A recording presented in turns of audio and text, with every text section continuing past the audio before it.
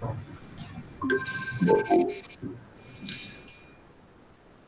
então, boa tarde a todos.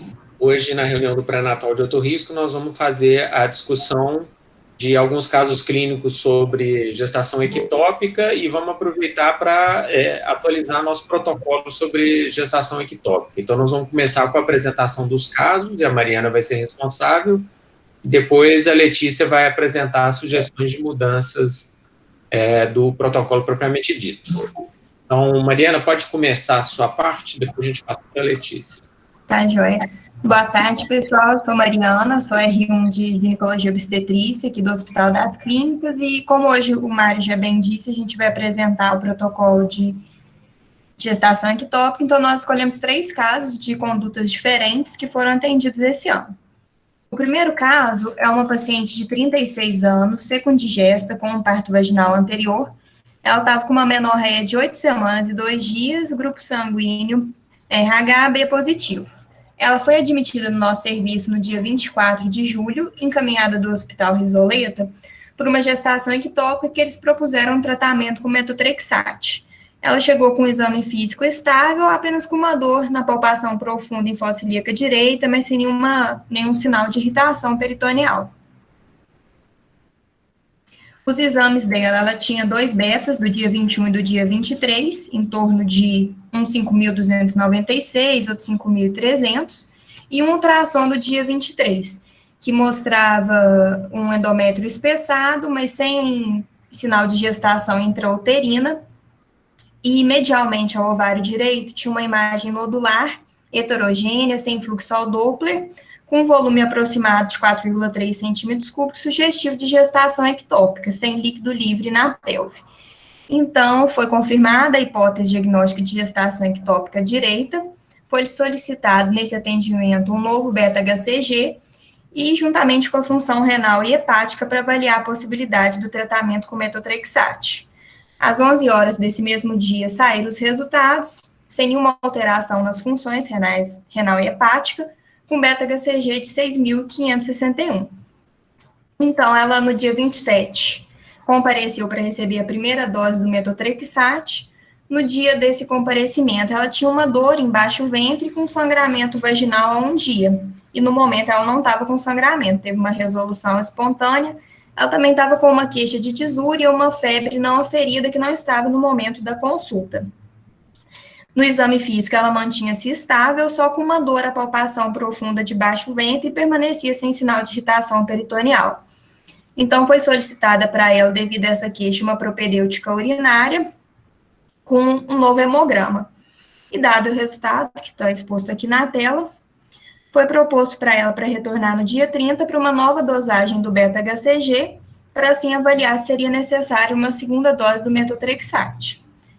Ela compareceu no dia 30, com um relato de um sangramento genital discreto e uma dor incólica também embaixo do ventre, sem sintoma urinário qualquer. O exame físico dela permanecendo com estabilidade hemodinâmica e sem dor nenhuma no exame, e o toque não foi realizado.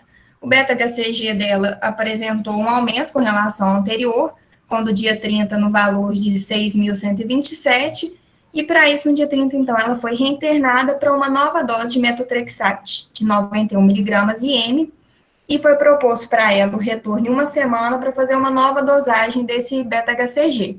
Ou então, comparecer antes se qualquer sinal de alarme de evolução dessa gestação ectópica. Então, no dia 6, ela compareceu com o mesmo relato que ela já apresentou outras vezes, desse sangramento genital discreto e uma dor incólica embaixo do ventre de leve intensidade, um exame físico totalmente inocente e o beta-HCG dosado nesse dia de 819. Então, foi solicitado para ela um retorno mais uma vez em uma semana para continuar acompanhando a dosagem desse beta-HCG. Foi orientado para ela com relação à contracepção, para não ter nenhum tipo de falseio no acompanhamento do declínio desse beta-HCG e novamente reforçado sobre os sinais de alarme para ela retornar imediatamente à maternidade. Ela retornou, então, no dia 13, novamente para essa dosagem do beta-HCG, como foi proposto, com um sangramento genital discreto e uma dor incólica também de leve intensidade, permanecendo estável o tempo todo, hemodinamicamente, com o exame físico abdominal totalmente inocente. E essa aqui foi a curva de beta-HCG dela desde a aplicação e a reaplicação do metotrexate, que após a segunda dose apresentou um declínio bem satisfatório.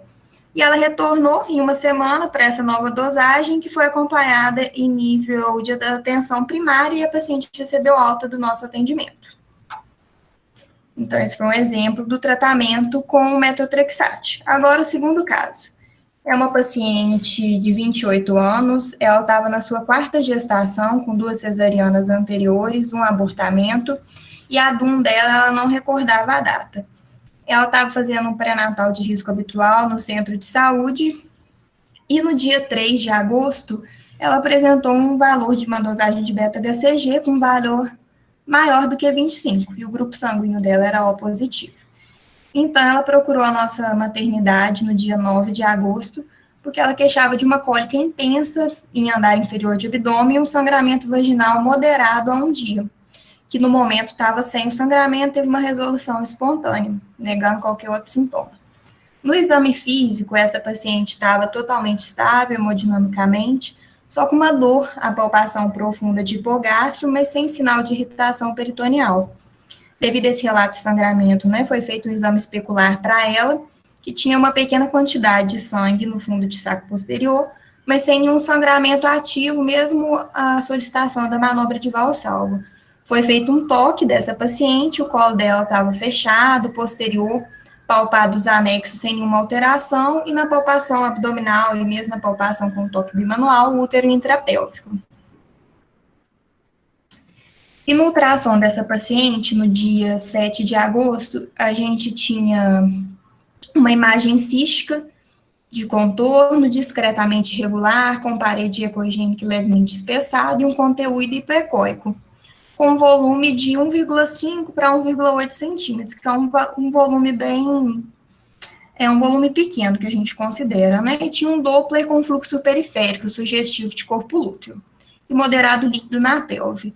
No nosso atendimento, foi repetido o beta-HCG dela, que deu 502, e a hipótese diagnóstica foi uma gestação ectópica inicial, e a proposta dela, divergindo, da condução do caso 1, pela diferença mesmo do caso clínico, uma proposta de conduta expectante.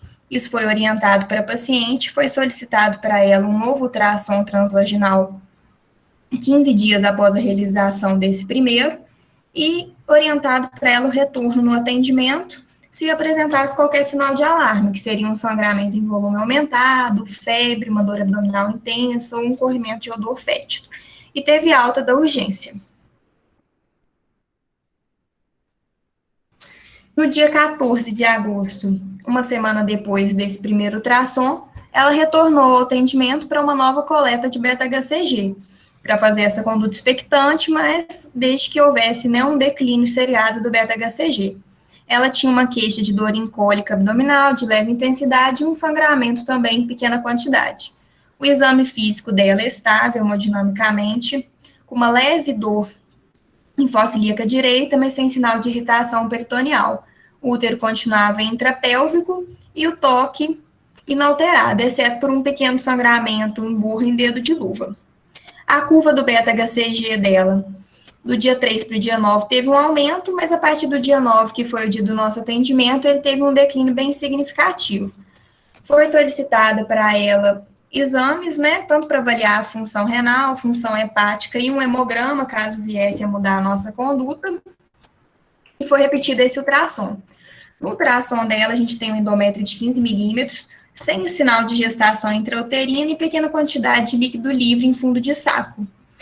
Foi visualizada uma imagem arredondada, justa variana direita, com a parede espessada, conteúdo anecoico, medindo 2,3 para 2,1 e pequena quantidade de líquido livre em torno dessa imagem. O beta-HCG dela, que foi dosado no dia 14 de 45, e diante de todos esses achados, a paciente recebeu alta médica do nosso atendimento e solicitado para ela retornar em 48 horas para uma nova dosagem desse beta-HCG para a gente continuar na conduta expectante. E novamente reforçado ela retornar ao nosso atendimento se qualquer sinal de alarme. O paciente, então, compareceu 2 dias após, no dia 16, para essa nova coleta do beta-HCG, permanecendo com esse relato de uma dor abdominal em baixo ventre de leve intensidade e um sangramento vaginal em pequena quantidade.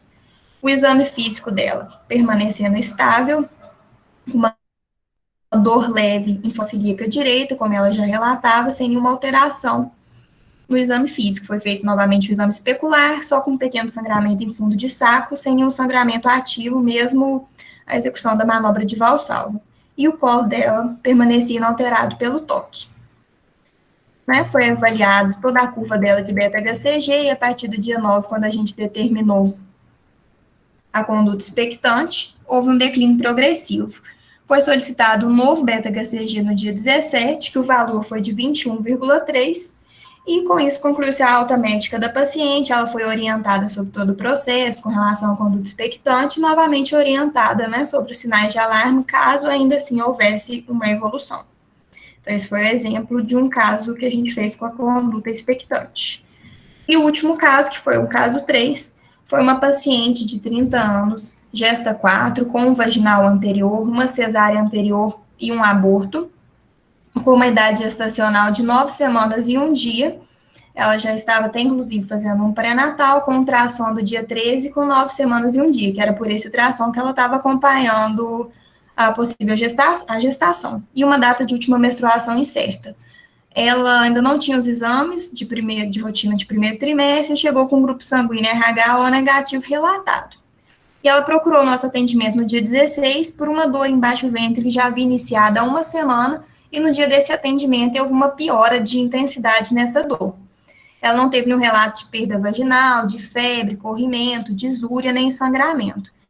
Ela só levou esse ultrassom que ela realizou no dia 13, com a biometria de 9 semanas e 1 dia, que não foi evidenciada uma gestação intrauterina, e havia um saco gestacional posterolateral à cavidade uterina, com um feto no seu interior, com CCN de 2,42 milímetros e com presença de BCF na imagem.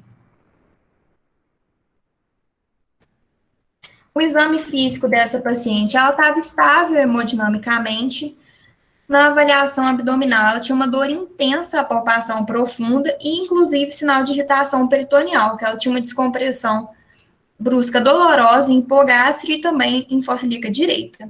O toque dela, o colo era longo, fechado, posterior, não havia nenhum tipo de sangramento ao toque, mas ela tinha uma dor intensa, a palpação de fundo de saco posterior. Diante desses achados, foi passado o caso para o plantão e foi realizado um novo ultrassom na urgência para confirmar essa possibilidade pelo exame físico de uma gestação ectópica rota.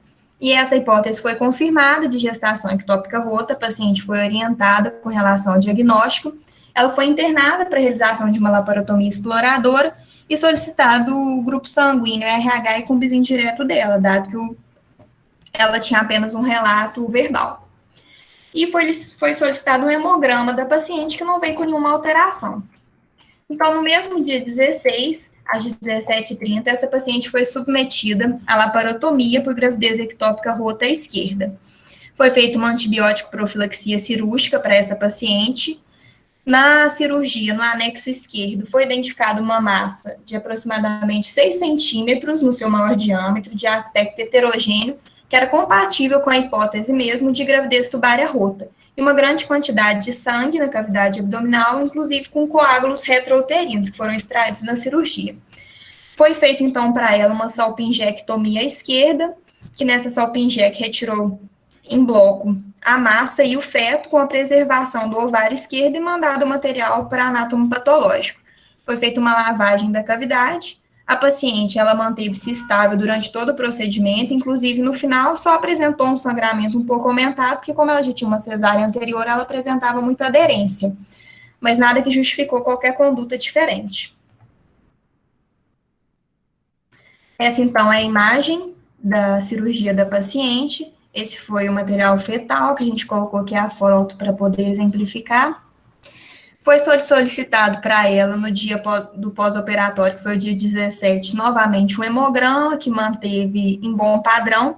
A paciente evoluiu bem, estável hemodinamicamente, depois da cirurgia, com uma ótima evolução, só queixava de uma dor leve na região da incisão, mas com exame físico totalmente inocente. Então, no dia 17, ela recebeu alta médica, com orientação com relação assintomática, um atestado médico de 30 dias, e o retorno para buscar o laudo do anátomo patológico.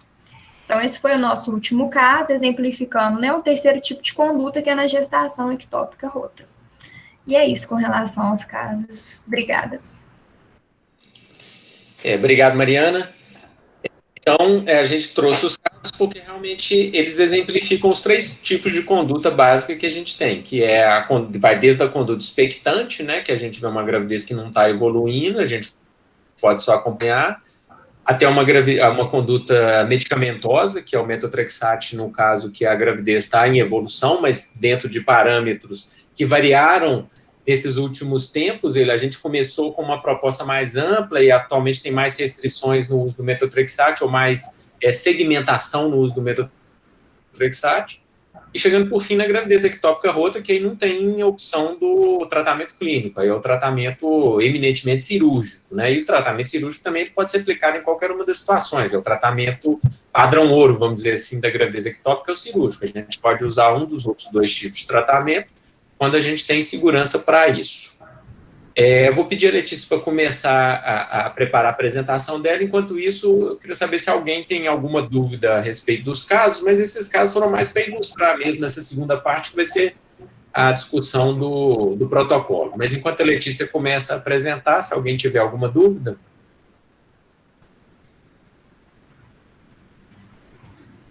Bom, então vamos fazer a apresentação do protocolo.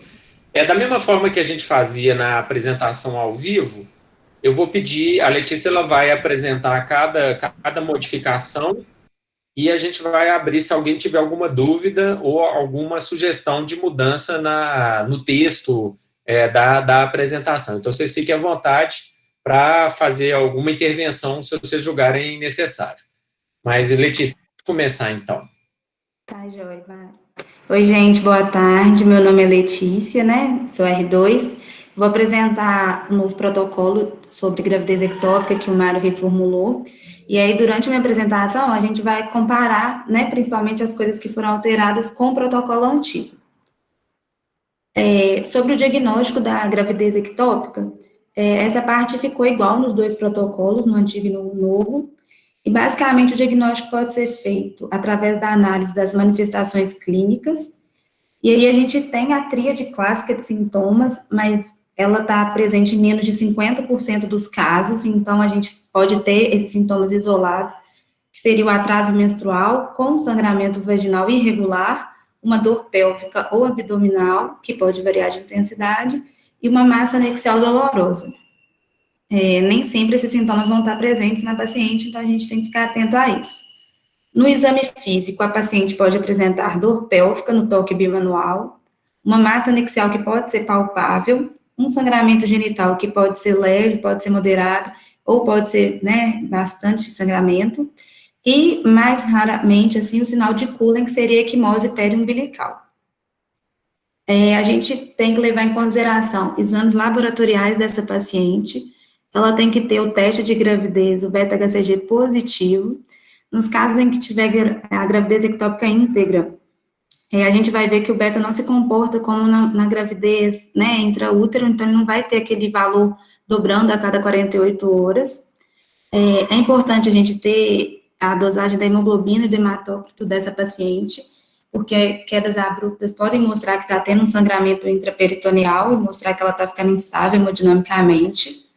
O leucograma, geralmente, dessas pacientes é normal, mas a gente pode encontrar também uma leucocitose significativa.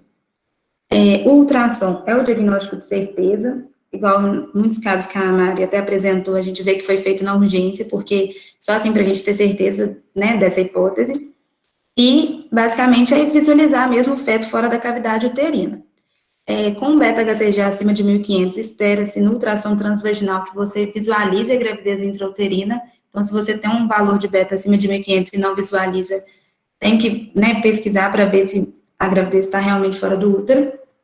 E no caso de uma ultrassonografia abdominal, um beta acima de 6.000 tem que visualizar uma gravidez intrauterina. Uma outra forma de diagnóstico seria a cudocentese, que a gente não utiliza muito, mas que seria a aspiração de coágulos ou sangue fluido que não coagula.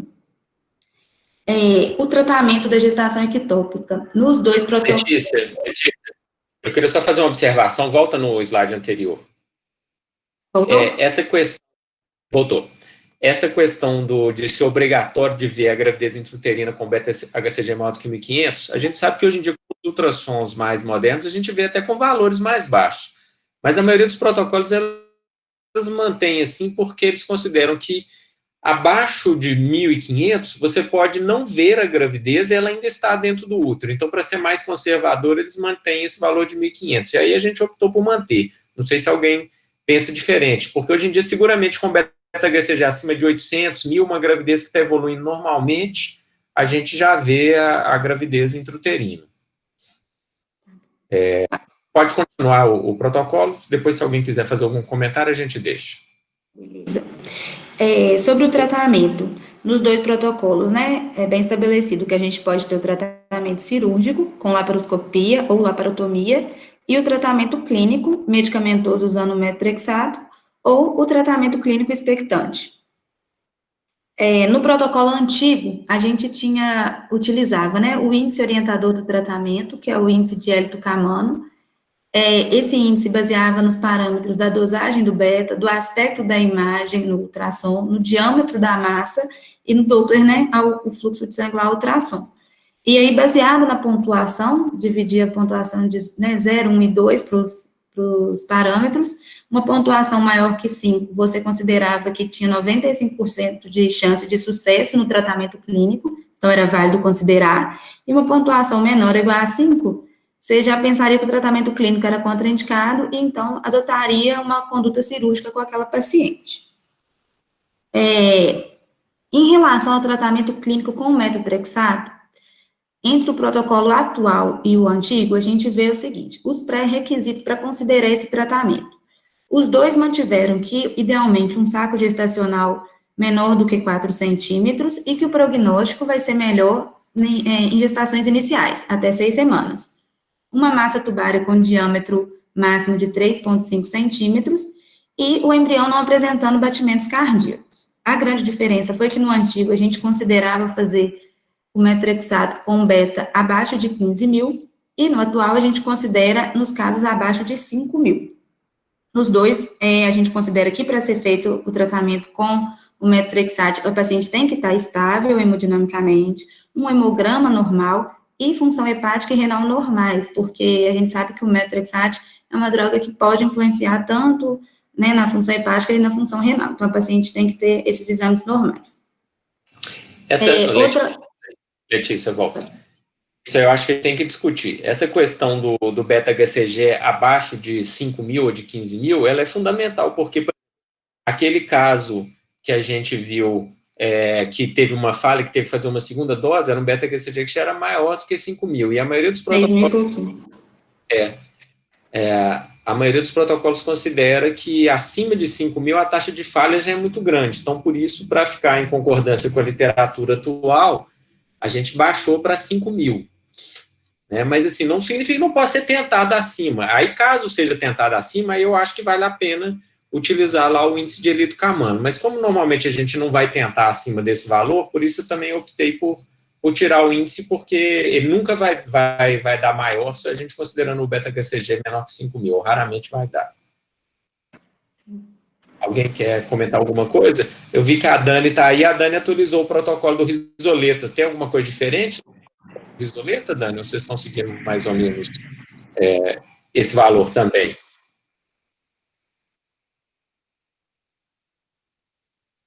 Bom, não sei se a Dani não está podendo falar no momento, continua, Letícia, depois a gente continua, se precisar. Outra mudança, né, em relação ao protocolo antigo e ao atual, são as doses do metrexato. No antigo, falava apenas de uma dose única. No atual, a gente aborda a possibilidade de dose única, dose dupla ou múltiplas doses do metrexato. E aí, eu coloquei aqui como está descrito no nosso novo protocolo, quando usar, qual a dose e qual o segmento deve ser feito. Quando você utiliza a dose única, é recomendado com beta inferior a 3.000. A dose é 50 miligramas por metro quadrado intramuscular. E aí a importância da gente lembrar sempre de perguntar o peso e a altura da paciente, né? Para a gente calcular a superfície corporal dela. O segmento é feito dosando o beta no 4º e no 7º dia após a aplicação da medicação. Se a diferença entre os valores do quarto e do sétimo dia for maior que 15%, você vai repetindo semanalmente, até negativar. Se a diferença for menor do que 15%, você avalia repetir a dose do metotrexate ou até mesmo realizar o tratamento cirúrgico. Se você perceber que o beta não caiu ou a atividade cardíaca embrionária persistiu depois de você ter feito a terceira dose, indica-se o tratamento cirúrgico. Ou se a atividade cardíaca embrionária persistir no sétimo dia após a primeira dose, indicar o tratamento cirúrgico também. No caso de uma dose dupla, ela é recomendada se você tiver valores de beta entre 3.000 e 5.000. A dose é também 50 miligramas por metro quadrado intramuscular no primeiro e no dia 4, e o segmento é semelhante à dose única. A diferença é que a primeira dosagem do beta vai ser feita, então, no sétimo dia e depois no 11º dia. E assim por diante. Já o protocolo fala sobre múltiplas doses, quando você tiver gestações ectópicas com localizações pouco usuais, né, ou seja, não tubárias, como uma gravidez cervical, intersticial ou em cicatriz de cesariana. A dose é maior nesses casos, é 1 miligrama por quilo de peso intramuscular, nos dias 1, 3, 5 e 7, e nesses casos você vai ter que alternar com ácido folínico, né, na dose de 0,1 miligramas por quilo. Nos dias alternados, seria nos dias 2, 4, 6 e 8. Você vai sempre dosar o HCG nos dias em que a paciente receber a medicação, o metotrexate, e se a queda for maior que 15% entre uma dosagem e outra, você pode, às vezes, até suspender as próximas doses, interromper o tratamento. Se não houver queda depois das 4 doses, considerar o tratamento cirúrgico, e se tiver a queda, você vai acompanhando o HCG semanal até negativação. Se ele fizer um platô ou voltar a subir, você tem que reconsiderar, né, um novo tratamento. Quais as contraindicações ao metotrexate? Isso também é uma novidade que o protocolo abordou. Relativas são atividade cardíaca no ultrassom, uma concentração alta do HCG, como o Mário mesmo acabou comentando aqui agora, né, a gente estipula o valor de 5.000, mas cada caso tem que ser analisado. Uma massa maior que 4 centímetros, ou uma recusa da paciente em receber transfusão sanguínea. E as contraindicações absolutas é ter uma gestação intraútero, uma ectópica rota, instabilidade hemodinâmica e algumas alterações que a própria, né, a medicação, o metotrexate, poderia atrapalhar o paciente. Pacientes com imunodeficiência, anemia, leucopenia, plaquetopenia moderada ou grave, alergia sabidamente ao metotrexato, uma doença pulmonar ativa, úlcera péptica ativa, disfunção hepática ou renal importantes, amamentação e impossibilidade de segmento, porque a partir do momento que você faz a aplicação, a paciente tem que conseguir voltar no seu serviço para dosar, ou pelo menos, né, ter um acesso a dosagens e alguém para acompanhar, não tem como uma paciente que não consegue fazer esse segmento. Você quer falar alguma coisa, Mário? Não, só a Dani comentou aqui no chat que o protocolo do Risoleta está semelhante aí. Beleza. Em relação ao tratamento clínico expectante, o protocolo atual e o antigo também tiveram algumas divergências. O tamanho do saco gestacional, no protocolo antigo, a gente adotava um tratamento expectante com saco gestacional abaixo de 4 centímetros, sem evidência de vitalidade embrionária, e no novo a gente, né, diminuiu, baixou o critério para 3 centímetros, e antes a gente utilizava um beta inferior a 2.000, agora também a gente passou a utilizar um beta inferior a 1.000, obviamente com o paciente hemodinamicamente estável, com hemograma normal, né, que são índices que mostram que ele não precisa de uma cirurgia, que ela não precisa de uma cirurgia. Essa questão aí, Letícia, é importante comentar que é o seguinte, o tratamento expectante, ele teoricamente, ao contrário do que acontece nas outras situações, ele é o mais arriscado de todos, porque a gente está permitindo que uma paciente com uma gravidez ectópica continue sem um tratamento propriamente dito, né, um acompanhamento expectante. Então, por isso que os protocolos atuais, eles diminuíram esses índices, esses valores, tanto o HCG quanto o tamanho da massa, pela questão de segurança mesmo. Como a experiência com o metotrexate aumentou, né, então ampliou-se o uso do metotrexato nessa situação. Uma gravidez mais inicial, que antigamente a gente, talvez pela inexperiência com o metotrexato, a gente tentava acompanhar acompanhar de forma expectante. Atualmente, a indicação do metotrexato ela ficou mais ampla no início. Agora, nesses casos que realmente o beta-HCG está muito baixa, a massa está muito pequena, aí dá para fazer o tratamento expectante com segurança. Pode continuar? E sobre o segmento, ficou igual nos dois protocolos.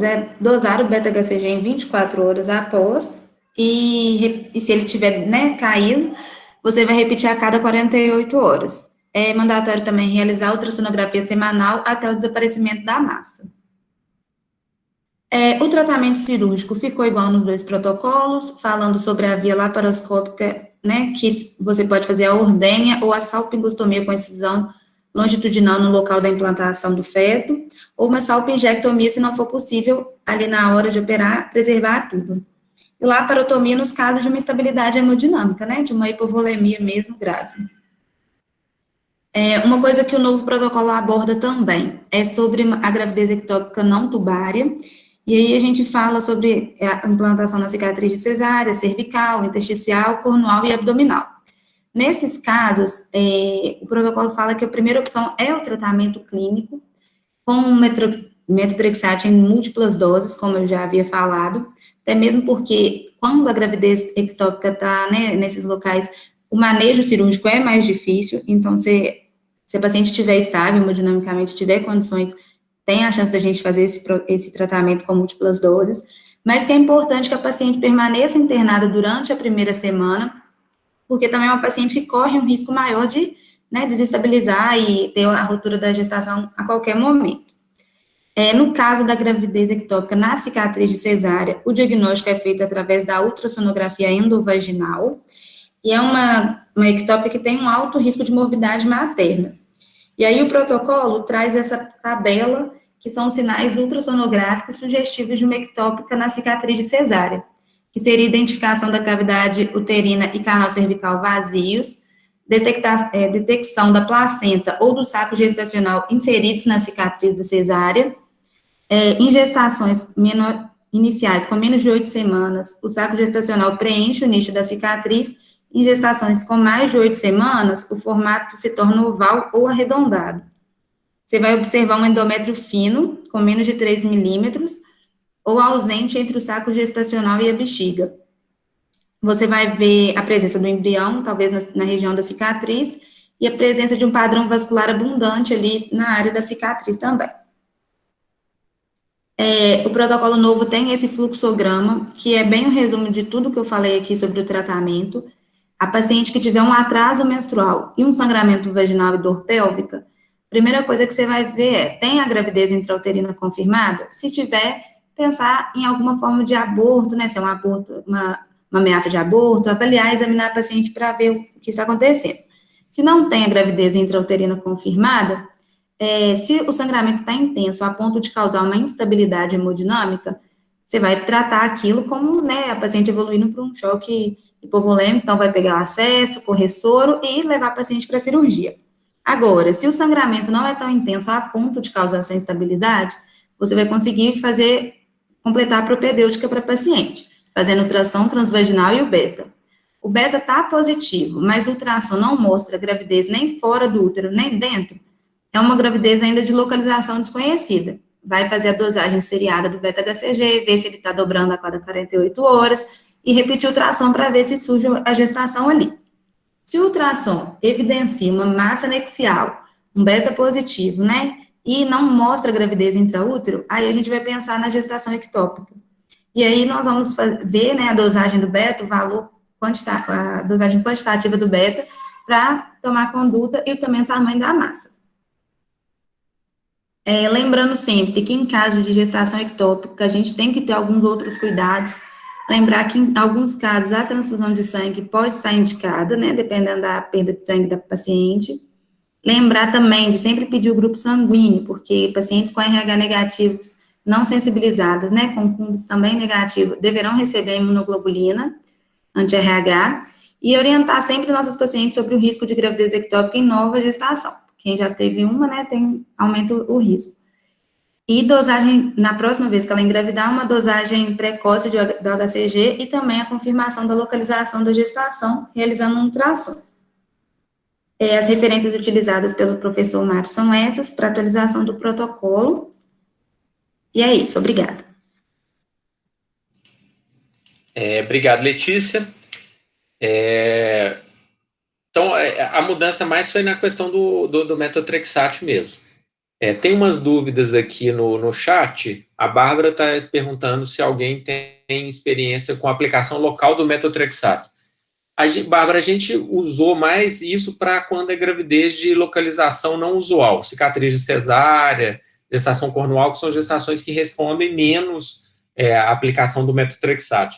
Mas com o protocolo de múltiplas doses, elas tendem a responder melhor. Então, por isso, a gente fez essa opção pelo protocolo de múltiplas doses. A maioria da literatura fala que é melhor você não tentar uma abordagem cirúrgica, a não ser que tenha uma estabilidade, e tentar como primeira opção um protocolo de metotrexato mesmo.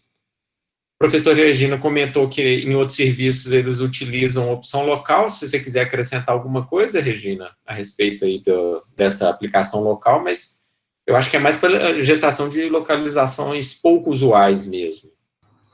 Não, mas que a gente, na reunião lá com o grupo da Unifesp, eles têm feito preferência por via local, mesmo na tubária, exatamente por causa dos efeitos sistêmicos da medicação. E eles colocam, como a punção é muito simples, eles só não usam quando eles precisam do pessoal da reprodução humana para poder fazer. Faz como com aquela agulha de captação de óvulo. Então, só quando não tem alguém da reprodução humana para funcionar, que eles não fazem. Mas eles, mesmo para tubária, eles fazem por função vaginal, como se fosse captação de óvulo, com a mesma agulha. Eles têm optado por causa de efeito sistêmico. E aí é um tratamento efetivo com menos efeito para a mulher. Na prática, a gente vê muito pouco efeito sistêmico. A gente aí já tem uma experiência vou te dizer, de mais de 5 anos. Esse protocolo era de 2014, e antes foi mais ou menos a época que a gente começou a usar. E assim, eu não me lembro de nenhum caso que teve efeito colateral sistêmico, mas eu acho que isso é uma opção de cada serviço. Eu acho que, para nós, o mais prático é não precisar de alguém para injetar o metotrexato local mesmo, não. A Dani está falando que no up-to-date, se a paciente tem massa anexial, já seria uma contraindicação para conduta expectante. Mas também, na prática, se a massa é pequena, né, os protocolos aceitam que ela seja feita. Então, eu acho que isso depende da referência também. Mais alguém quer comentar alguma coisa? Eu vi que a Ludmila está aí também, se ela quiser falar alguma coisa da experiência no Canadá. Você ainda está no Canadá, Ludmila? Regina, se você quiser comentar nesse meio tempo. É só o seguinte, Mário, que eu vi aí nas referências que você usou aquela coisa do ACOG de 2018, né? Você viu que eles retiraram? Não, eu não vi se foi retirado, não. Ele foi retirado. Tá, depois a gente pode dar uma verificada nisso. Talvez eles vão fazer. Eles fizeram várias atualizações nos últimos tempos. Possivelmente por atualização.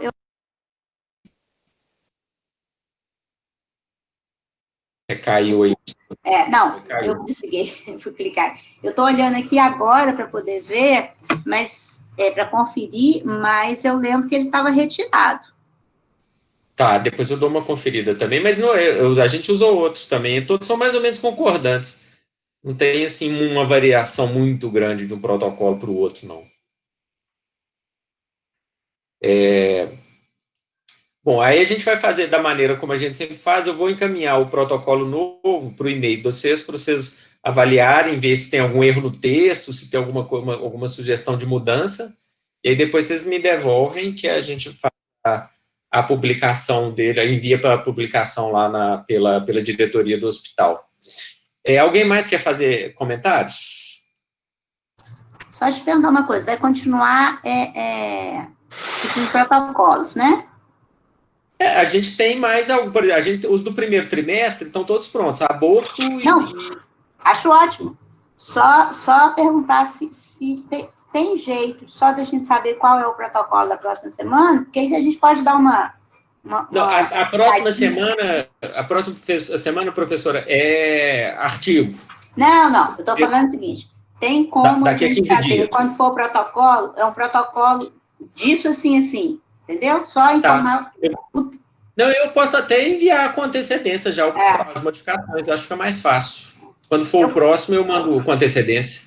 Continuo gostando de estudar, e se eu pudesse saber Tá certo, tá ótimo. Então tá. Alguém abre o microfone aí, quem quer falar? Ô, Mário Schneider, beleza? Ô, Schneider. Deixa eu te perguntar uma coisa em relação ao nível de beta-HCG, da conduta expectante. Nesse protocolo, você colocou menor que 1.000, certo? Certo. Eu tenho um pouco de dúvida em relação a esse valor de referência para a conduta expectante, né? Ou seja, sem fazer nada, porque, assim, embora a gente saiba que exista alguns guidelines que colocam, de fato, esse valor menor que 1.000, que existe uma orientação de um valor menor que 200, né? Então, assim, eu tenho um pouco de dúvida do perfil da nossa paciente, assim, né? Daquela paciente que você libera para casa com beta... Não, eu te entendo perfeitamente. Né? Maior do que... Não é tão... Né? Um beta de 800, 900... Lá no protocolo tem as contraindicações até, né? Se a paciente não tem possibilidade de segmento. Então, eu acho assim, isso fica... mas minha dúvida aí é a questão do nível de beta-HCG mesmo, né? Que, assim, do que é consensual mesmo na literatura para se fazer uma conduta expectante baseada no valor de beta-HCG. Eu acho que isso a gente devia... O protocolo do ACOG, que a Regina falou que foi retirado, ele falava 1.000, mas aí a gente pode dar uma revisada isso para ficar uma coisa mais segura.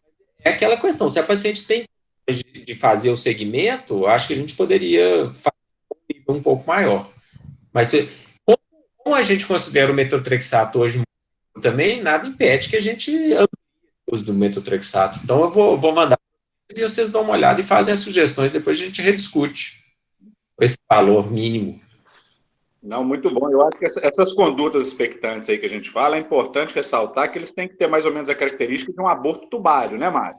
Porque, na verdade, aconteceu um aborto e você está querendo confirmar isso, né? Então, o conceito, a ideia que a gente tem que ter, os níveis de HCG são importantes e tudo mais, a história de necessidade de preservação reprodutiva ou não, mas, assim, eu acho que o conceito é isso, né?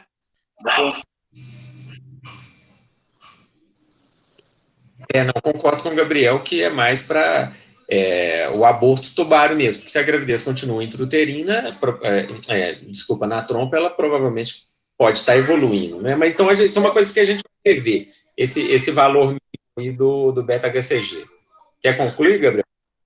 Sim, porque, na verdade, assim, o nosso conceito que a gente tem que ter em mente é esse, né? Com esse valor aí, se você vê que o beta está caindo, o paciente está estável, né, ela provavelmente está evoluindo para um abortamento. Eu falei abortamento tubário porque é de gravidez ectópica, é o mais comum, né? Mas se você tem ali uma imagem pequena, né, e o beta-HCG está caindo, né, isso daí é uma circunstância que deixa a gente mais tranquilo para o segmento, né? Eu acho que mais que o valor é entender que a queda é mais importante que só o valor, né? Esse segmento em queda, né? Ô, Mário, só conferindo, porque eu achei aqui.